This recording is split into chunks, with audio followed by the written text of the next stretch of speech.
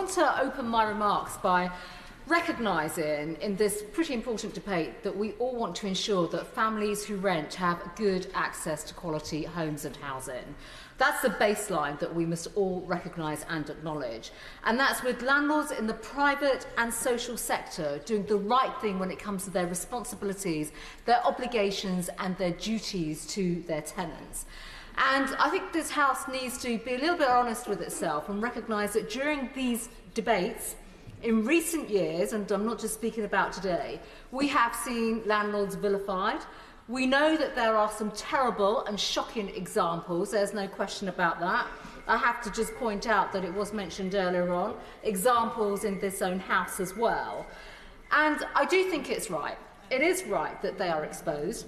It is right that there are sanctions for those awful landlords, and it is really important that throughout the passage of this bill and the discussions in this House, we all act responsibly to set the right bar and the right standards. I think that is absolutely crucial.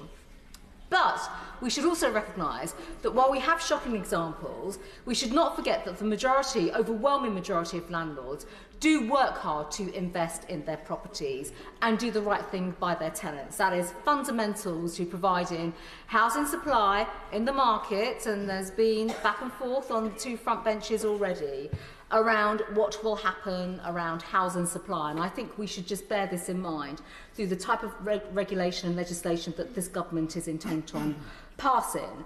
I don't think we should focus disproportionately on the minority. The minority need to raise their bar and they should be held to account. But we should be, as my right honourable friend, the member for North West Essex, has pointed out already, we've got to work through the unintended consequences of this bill, the legislation, as it goes through.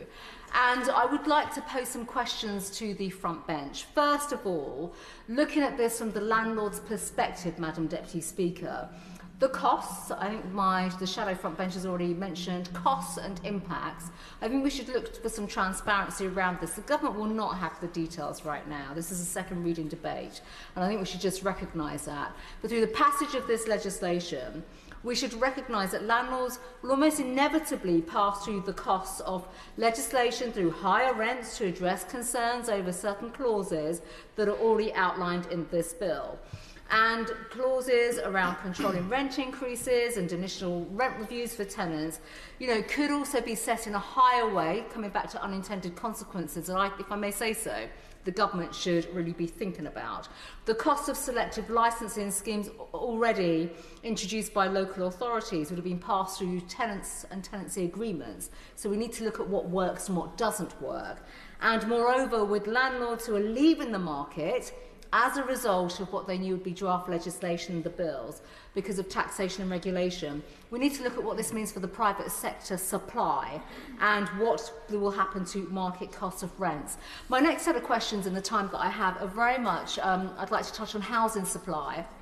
I do believe we need more social housing, and I represent a constituency with 4 local authorities, and our house building has been phenomenal over the last decade.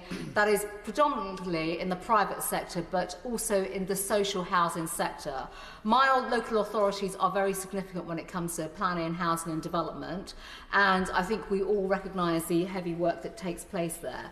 But I would like to know from the front bench around their enforcement policies for local authorities, how they're going to fund this, how the capability will be put in place, how the prioritisation will come together. And Madam Deputy Speaker, I know through the passage of this bill there'll be more scrutiny and questions, and I'll certainly be pushing those to the front bench.